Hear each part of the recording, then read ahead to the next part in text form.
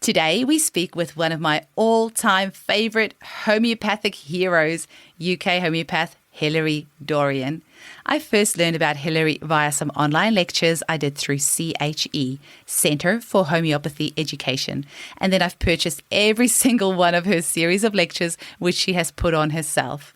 For the homeopaths listening, check the show notes on how to contact Hilery to be added to her mailing list for access to her past and future lectures. I was incredibly lucky to have received mentoring from Hilery a few months back, and it was truly a dream come true to be able to have her help me with some tricky cases. Hilery has been in practice for 40 years, and I think it's a testament to what an incredible career choice homeopathy is. You're able to work your own hours, which is wonderful when you have young children. You get to help people with their health and well-being. You can even work online if you choose.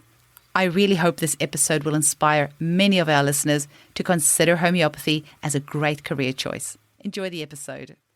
Welcome to the Homeopathy Hangout podcast, where we discuss all things homeopathy from around the world. And now, your host, Eugenie Kruger.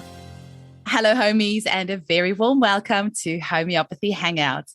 Today, we get to speak with my all-time favorite hero homeopath, Hilery Dorrian. Welcome, Hilery. Thank you, Eugenie. I am so the biggest fangirl. Your lectures are so amazing, and they've helped me so much in my practice. They've really challenged me a lot of the time as well. And one of the examples is, the bowel nosodes, where we were taught all that time ago, you give one dose of a remedy and you never repeat it again in 3 months.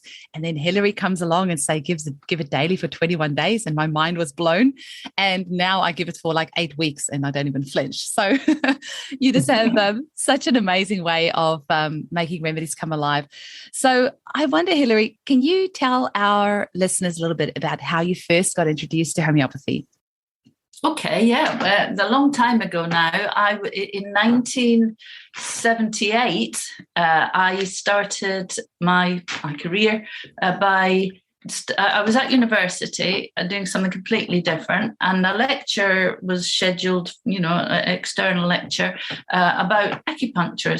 And I thought, that sounds interesting. So quite untypically for me in a way, I went to listen to it.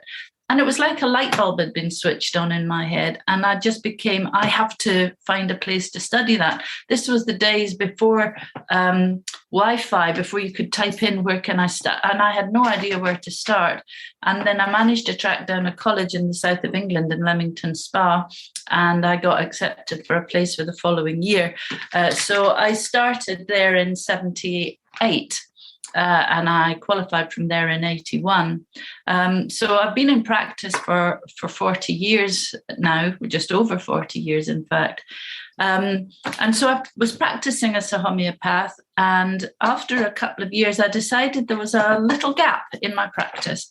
I felt it was hard to treat acute problems. It was hard to treat children who don't like needles. And you can use pressure, but it's not quite the same. So I decided to study homeopathy.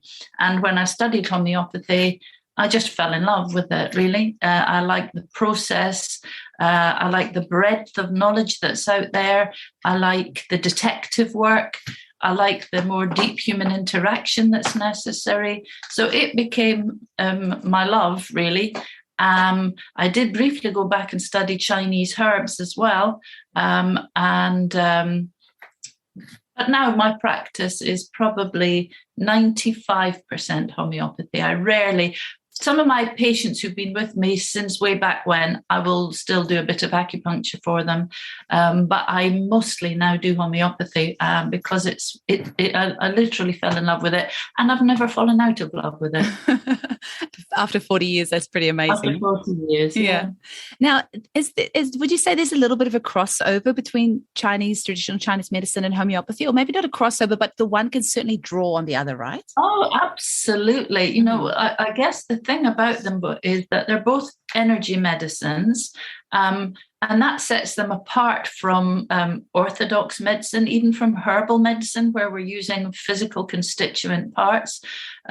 So they're both very strongly energy medicines. And I think that as homeopaths, we can learn quite a lot from TCM to help our patients, even to help refine the remedy selection sometimes by knowing which organs are actually shouting out here, adding a weight to a certain prescription that if you're deciding between two remedies, you might think, actually, this is more liver. I know this from understanding a bit about TCM, and so I'm going to go with the lycopodium rather than the other remedy you might have been thinking of. So yeah, there definitely is a crossover. And whilst I don't treat very much with acupuncture anymore, I'm always aware of how much my practice is influenced by the underlying knowledge of TCM. And I didn't realize it for a few years. And a few people pointed that out who were sitting in with me. And then I got it. And yeah, there's definitely a crossover. And I know you've got some lectures coming up on that shortly. Is that right?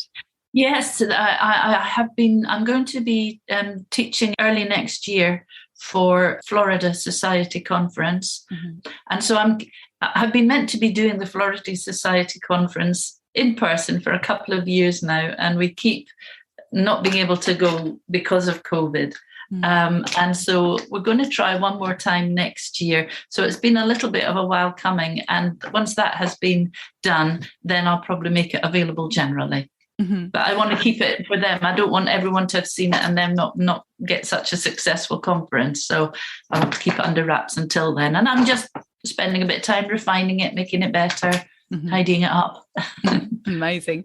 Now, you also, like I said before, an absolutely incredible lecturer, and you lecture at CHE, the College for Homeopathy Education, but you also have your own series of lectures that you put out. Can you tell us a little bit about what it is you enjoy about lecturing, and then also for the homeopaths listening, how they can get hold of your lecture series that you personally do? Sure. I've been lecturing for about 25 years of my practice now, and I really, really enjoy it. I like the communication of it. I think if people like my lectures, I think what they do like about them is that they're kind of structured, so it makes them quite accessible. And I think it's just because of the way my mind works. You know, some people, they might do a mind map, and to me that looks just completely chaotic. And I think your mind map is such an individual thing. Somebody else might go, I get that completely. And somebody else might say, whoa, what's that? Because it's not how my mind works. So I just try to distill it down into the sort of essences of what matters to the remedy. And I might usually pick out what this person has to say about it, what this person has to say about it, the information that's out there. But then I'll always bring it back to my experience with it and all the things that I've seen time and time again outlined and expanded, just to try and make it both accessible, fun, hopefully entertaining. And I really enjoy it. The process actually of writing the lectures takes a lot longer than you might think. You know, I can imagine.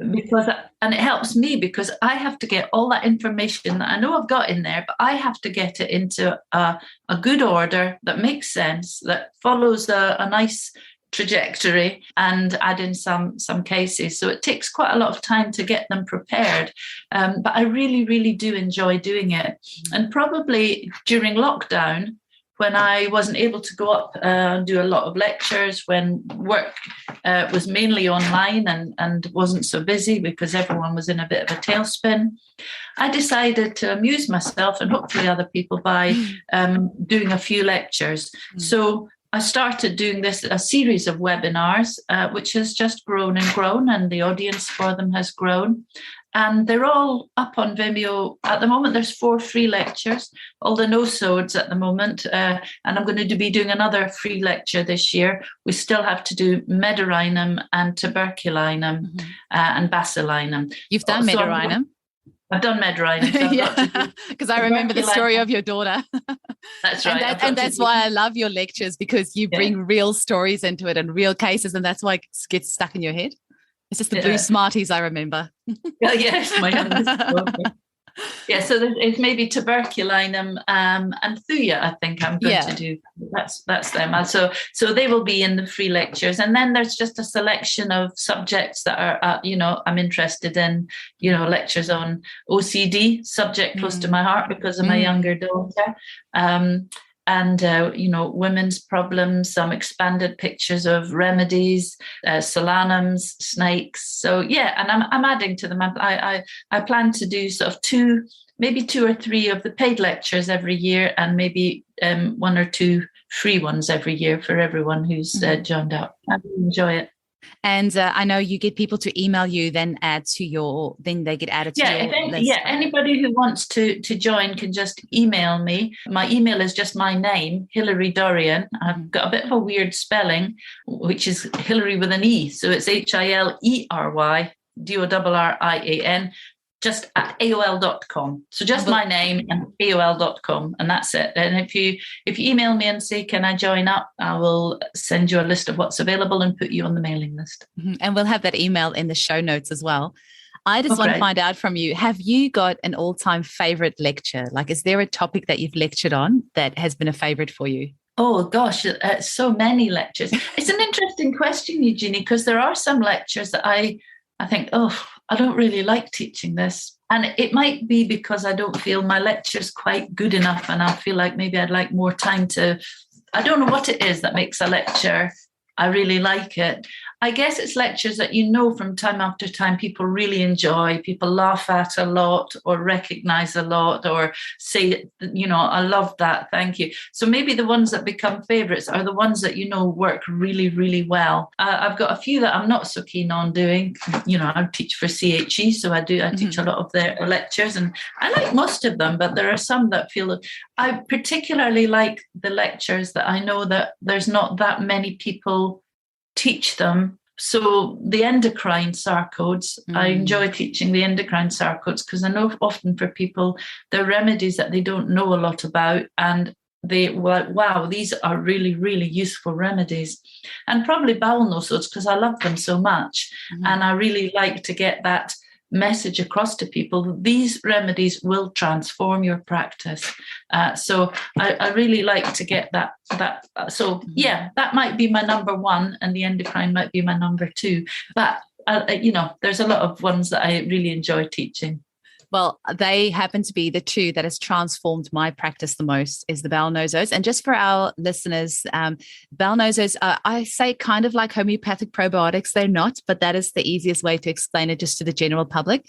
We have these incredible remedies that are just able to really, balance your gut flora. But not just that, it's got a flow-on effect. Even, we've got bowel nosodes that are even good for PTSD type symptoms and for OCD and all sorts of different things. So these are powerful remedies, and where I found this lecture of yours so helpful is that there really is limited information on this, and the way that we get taught how to prescribe it is to be super careful of these remedies. Like, you give 1 dose and you don't repeat it again in 3 months, like I said earlier. And so your lecture has been really transformative and eye-opening for me, and the results that I've had in clinic because of that has been amazing.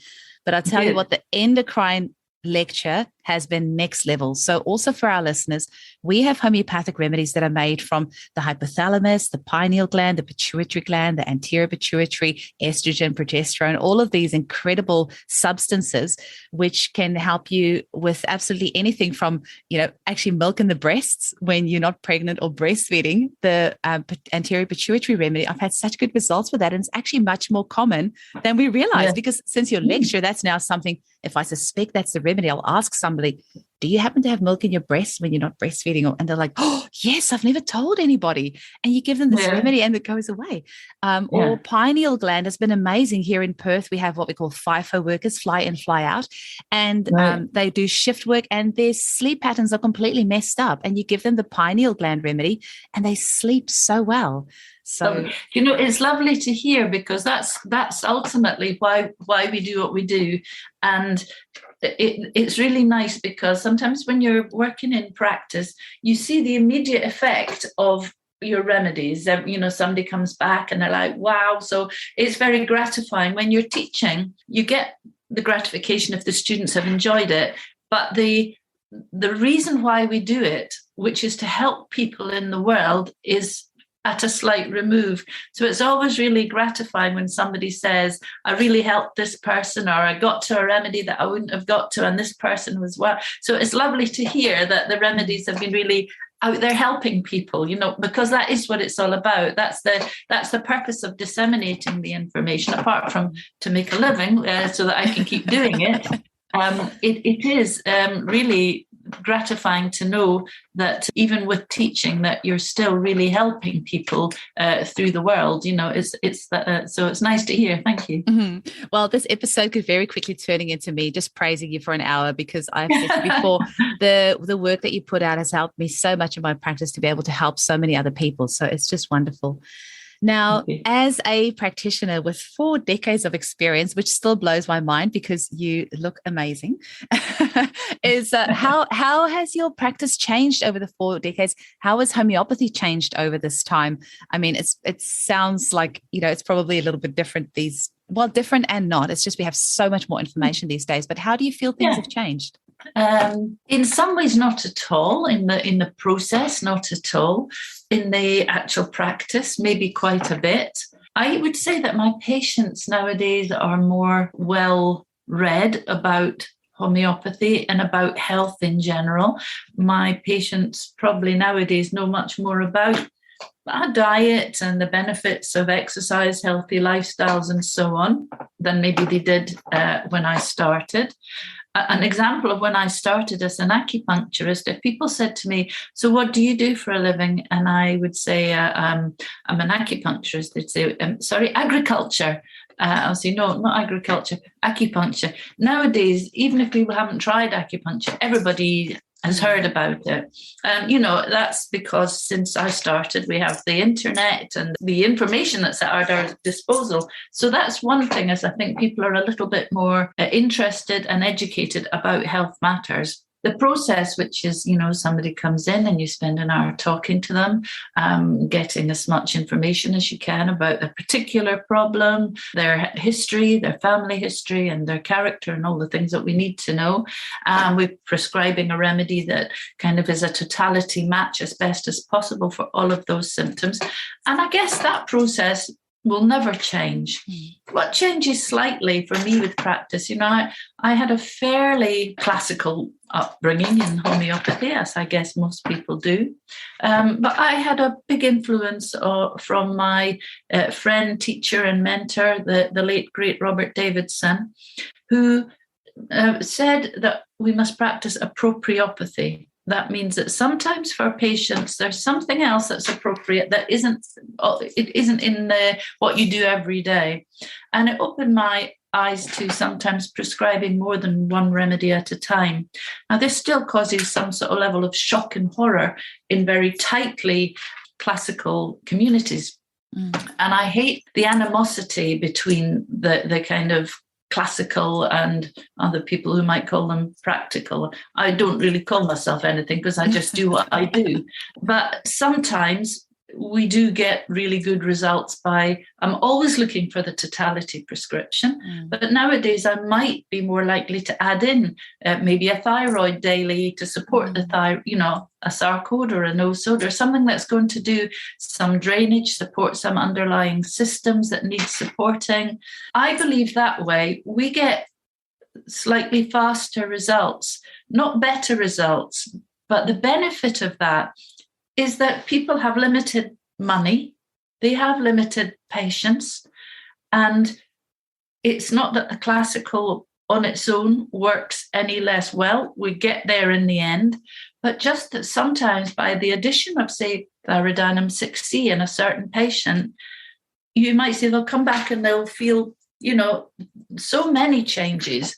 And the same, even adding in perhaps some cramp bark for somebody with severe period pains. They will eventually go with the constitutional remedies, and the acute remedies aren't getting rid of them at a deeper level. But if we can make them comfortable in the short term and allow the deeper remedies to do their job, it keeps them with us. If we can keep our patient happy and confident in what we do and staying with us, we can easily get them better.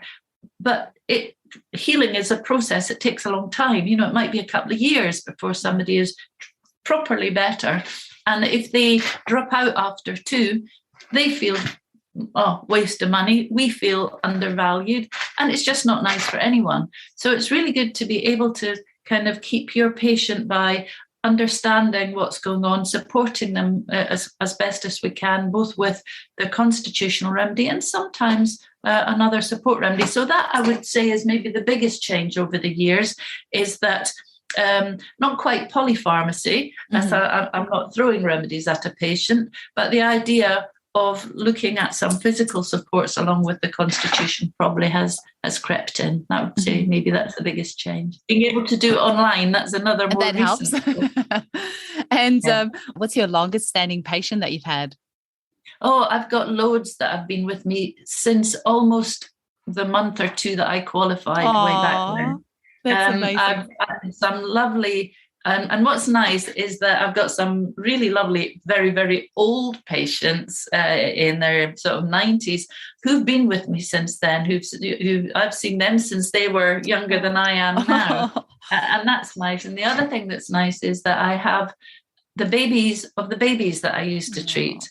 And that's lovely. You know, I have children that I treated with maybe ear infections as they were babies and then as teenagers. And then maybe I didn't see them for a while when they were young women out in the world. And then they got married and had babies. And so they brought their babies in. So sometimes I've got 3 generations of a family over that 40-year period. And that's really nice too. And I tell you, these babies of mums whose mums used homeopathy, they are super healthy, really. Wow. It does show that kind of generational thing of using homeopathy through the generations, how it strengthens your overall constitution. That's amazing. And then my other question for you was, have you noticed the types of conditions that you're treating have changed in the last 40 years? Maybe not a lot, I wouldn't say. But I definitely see more autoimmune problems than I used to. They've always been around. I've always treated autoimmune problems. But kind of now it seems that almost everybody has some autoimmune problem. And that's, you know, probably the biggest change over the 40 years.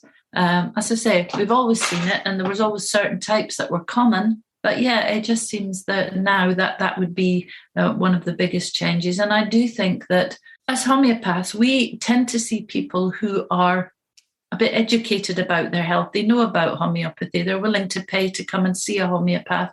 So we're not even looking at the worst health in the country. You know, no doubt the world is getting less and less healthy.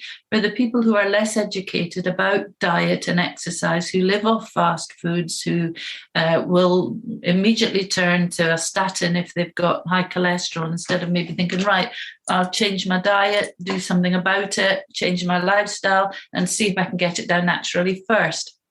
So we don't even see the sickest people, because a lot of the time the sickest people are less educated about life and their diet and their lifestyle, and therefore aren't always going to come to homeopathy because it's a private medicine, essentially. And that upsets me a bit. I would like to, there are low-cost clinics for people. I will always say to people, I have some absolutely amazing patients who are on universal credit. They've got 3 kids. They have very, very little money. And I always say, look, if you need something, call. It doesn't matter. But they're often the people who will most likely say, no, I've saved it. I knew how much it was going to be, and I've got it here for you. I just love when people who you don't expect to be using homeopathy for themselves and their kids. It's lovely. So I would like to see more of that, more education, really. But the types of diseases, I would just say more autoimmune. And as a mother of 2 gorgeous women, how has homeopathy empowered you as a mother to be able to raise them to be healthy? Yeah, I mean, that's another gift, isn't it, really, when we have children. I don't know how people get through their lives without homeopathy. I often say that too. I think this so often. It's saved my life, both literally and figuratively, in so many situations. And I just don't know how people manage without it. And the one thing is it always gives you hope. There'll be a remedy for that. Might take a bit of time to find it, but we can help. We always know that. So having little babies, and neither of my children went to the GP. I don't think either of them have ever even had an antibiotic, certainly not until they were grown up. And that speaks volumes, I think, for homeopathy, because I see kids who they've had 10 lots of antibiotics in 18 months. So I think, having healthy kids and using homeopathy for them speaks for itself. So having homeopathy as a mum, the chamomile. How do people live without chamomilla? I have no idea. I often say that. Without chamomilla. Honestly, if people knew what it could do, they would. Sometimes I see people and I say, I could help that. I've got some chamomilla. Would you like one? It's really soothing. I think they're teething, and they're like, I don't know what you're offering. No thanks. But even people I know who know me but just don't use homeopathy, if I say I could give you some chamomilla if you like, it's really good for them teething, and they'll go, oh, that's really sweet, but no, it's okay. Yeah. And I also, if you knew what it would do, you would be biting my hand off. It's funny, isn't it? I said, okay, no worries, people have to come to it in their own time. So having that, bringing up a family, it's such a blessing. And the second thing is that I was in private owned practice. So basically I can take off what time I want, what works for me, still have my practice, maybe quieter in those early years. But actually, it's why I started having a receptionist. My very good friend, Teresa, said, I'll look after Emily whilst you are seeing clients. And gradually, as the baby slept, she would pick up the phone and take a message for me. And I found it so useful that even after the children went to nursery, I said, would you like to still keep working for me? And from that day onwards, I've always had a receptionist. And if you have a busy practice, I cannot recommend it highly enough.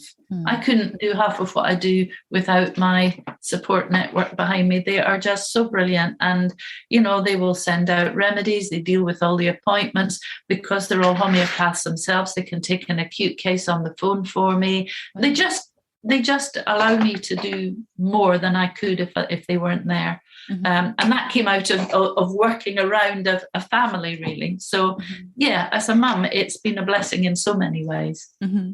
And now you have a daughter who's a homeopath, so second generation. How is she going with her practice, and what are your hopes and dreams for her practice? Hi, homies. Just a quick break in the episode to ask for your help. Producing this show takes a lot of time and money, and I would really appreciate your support so I can continue producing new episodes for you to enjoy. You can visit www.buymeacoffee.com/hangout to make a donation from as little as $5. Believe me, every little bit helps. I'd also like to invite you all to my Facebook group called Homeopathy Hangout, where we can continue the conversation. And for my Australian listeners, check out my amazing range of homeopathic kits, remedies, crystals, supplements, and more at www.eugeniekruger.com. All right, let's get back to the episode. Thanks for your time. She's doing brilliantly. Is a really, really good practitioner. And I don't just say that because I'm her mum. I think her patients would tell you that. She's very insightful. She's got good emotional intelligence. She's got a good brain for doing all that's necessary to be a good homeopath.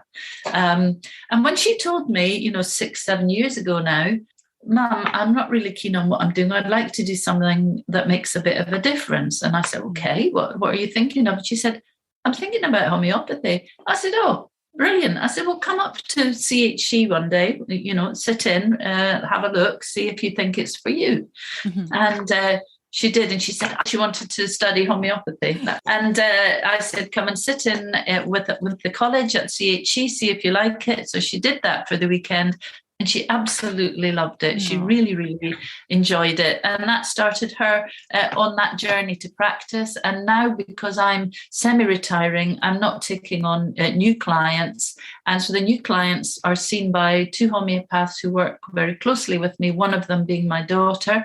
So I say I'm going to supervise the cases for the first 3 sessions, make sure that all the information's been gathered properly, make sure there's a good overview of what remedies are going to be useful here.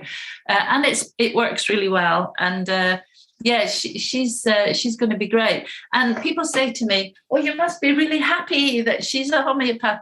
And I'll say, all I ever want for my children is for them to be happy, whatever they do. And, as long as they find that happiness, that contentment and their place in the world, I don't mind what they do.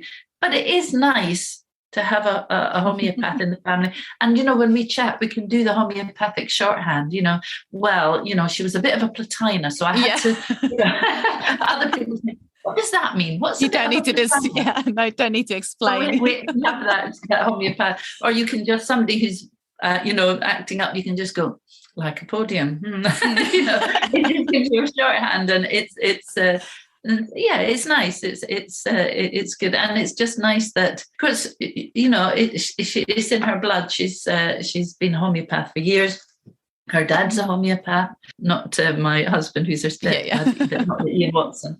And so it's almost perhaps not unusual that that's what's happened, that she's wanted to be a homeopath. But yeah, it's lovely. I should share that joke with our audience as well, that Hilary's husband is called Ian Watson, but I have also just today recorded an episode with the homeopath Ian Watson, and it's not the same guy. So just if anyone... And there's a lot of confusion. And the homeopath Ian Watson says he actually quite enjoys that your husband takes, he's the one that gets all the Facebook friend requests, thinking that it's him, but it's not. So we were just having a laugh at that before we started recording earlier.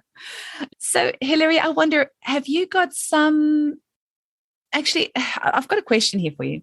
Do you think there's anything that homeopathy can't help with? Can't help with? No. Yeah.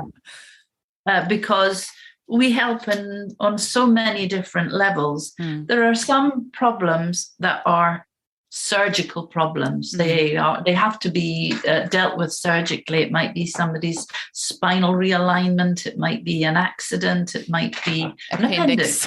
There are some things that are surgical problems.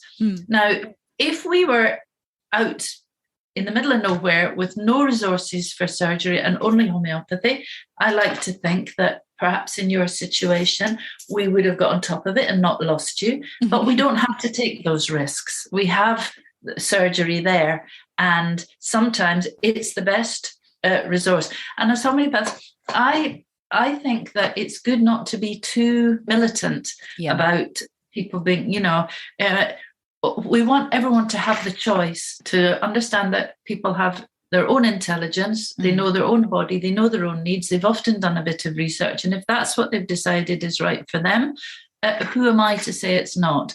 I might give them more education as to why that might not be the best road in the first instance, and that how this is the thing that we could try. But, we have to be respectful of other people's opinions.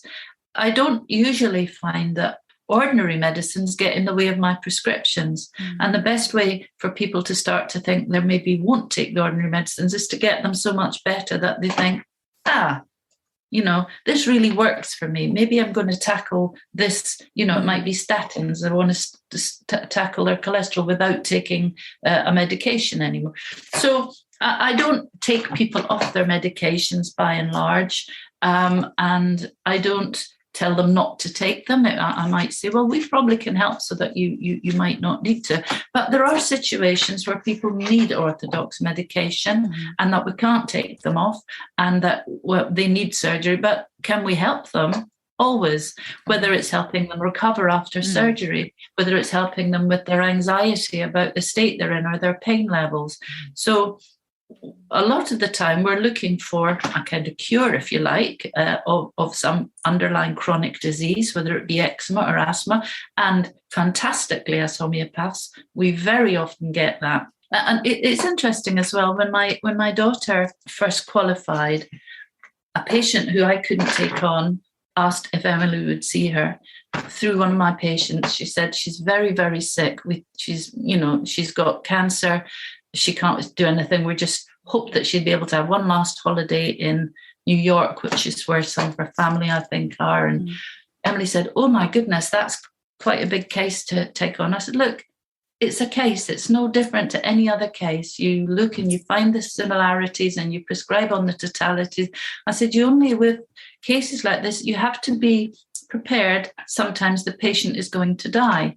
Some people are so sick that, there isn't time to, but we can support them on that part of their journey, keep them comfortable, keep them calm, bring up their energy. I said, and have to make peace with the fact that maybe this is one that we're not going to save. And I think that's a lesson that we have to learn, and not to feel that we've failed, because some patients were never going to make it.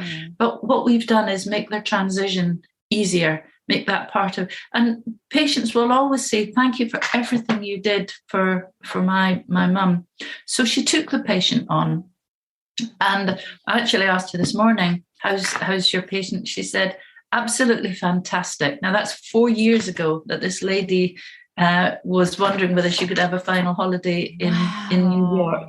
And she said she's all clear. She's been given the all clear, and she's gone from strength to strength. So she's obviously delighted. The patient's obviously delighted. So we always try.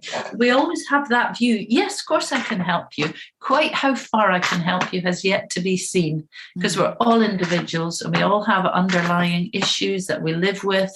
But yes, I don't think there's anybody that we can't help, is the short answer to your question. Excellent. Now, Hilery, you also have a skincare range. I think you co-design it with somebody else. Is that right? That's right. We have a skin genius. And you've won some awards recently as well. Yeah, we've won lots of awards, which is very gratifying. Yeah. Amazing. Can you tell our audience a little bit about it and where they can get hold of these products? Yeah, the products are for acne. They're natural products. They're all completely natural, rely on herbs and plants in order to try and heal the skin. You can buy them online, skin-genius.co.uk. The essential range is a foaming facial cleanser, a moisturizer, and a leave-on overnight gel.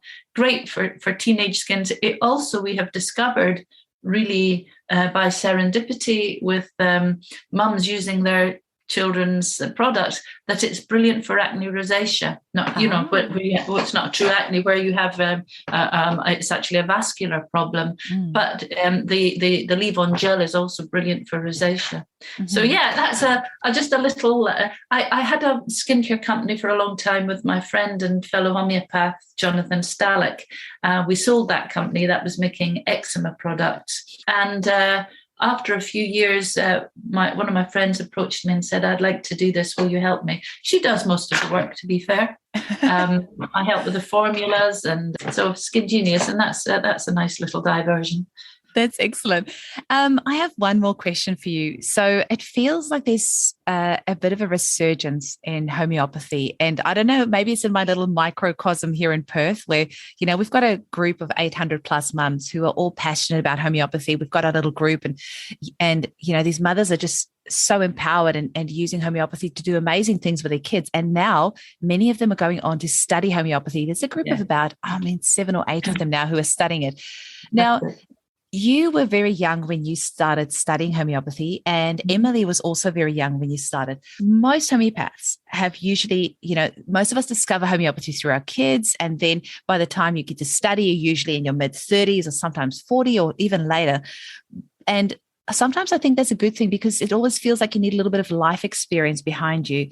But you were very young when you started. Emily's very young. And I just spoke to Ian Watson, obviously, before, and he, straight out of school, went to become a homeopath.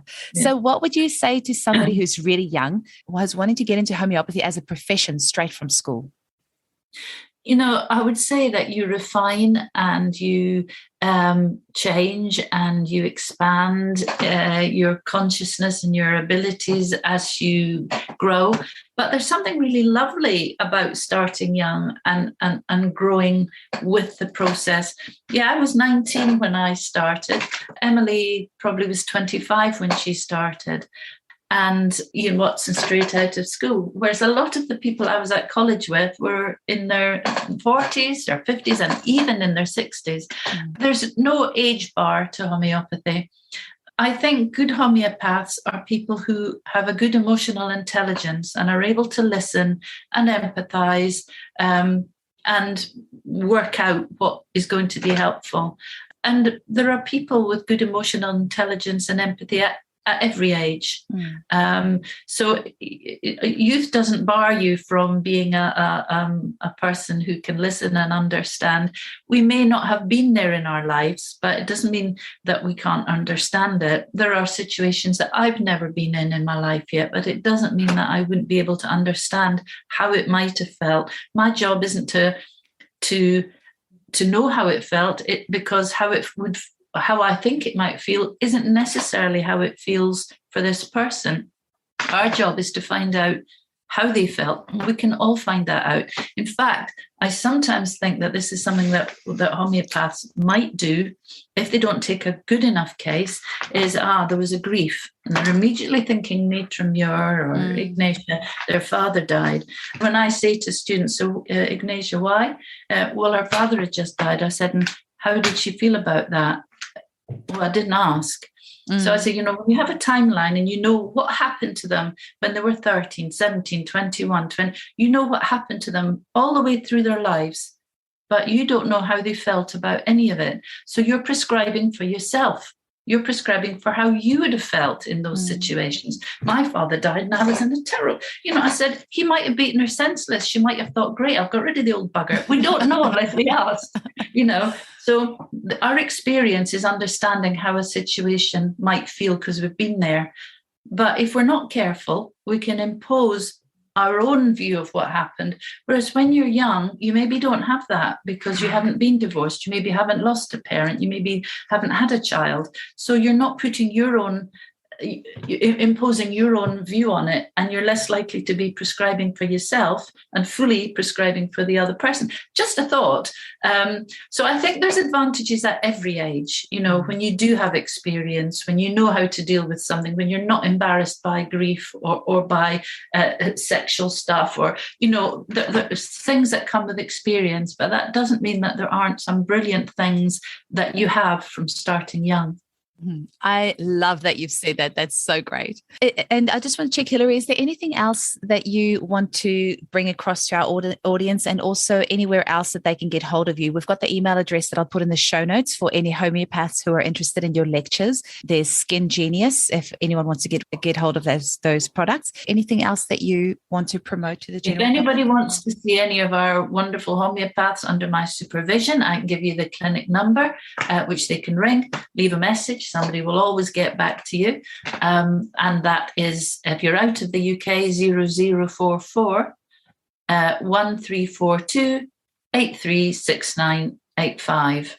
And that's about it. But you're talking about the young people coming into homeopathy and how in doing what you're doing and teaching all these young people, I think that's fantastic. And it's a sort of testament to your enthusiasm passing down to these people who think, yeah, I can do it. They try homeopathy, it works, I can do it. And then I'd love to be like you, Jeannie, doing that. It's marvelous, I think, to do that, to encourage that younger generation into homeopathy. We have to encourage the younger generation, and otherwise we're not going to keep going through the generation. So I think that's a great testament to your what you do out there in the community as well as in your practice. So thank you brilliant. So much.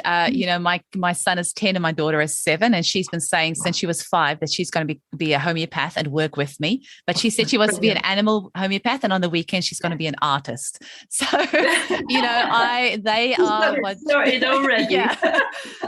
They are what drive me, because I want homeopathy alive and thriving for them when they are adults, so they can, they are my reason for living. They're my reason for doing what I do. I want to keep homeopathy alive for hopefully grandchildren one day, so they can use it and have access to this safe natural medicine. Brilliant. Yeah, I think that's absolutely brilliant. Well, thank you so much for your time today, Hilery. It's a pleasure. It's just wonderful chatting with you. And I know you're about to jet off on a plane and then on a boat. So enjoy and have a great holiday. I'll do my very, very best to enjoy it. I don't think it'll be too hard somehow. I'll talk with you soon. Bye-bye. Yeah, take care. Thanks, Eugenie. Bye. Bye.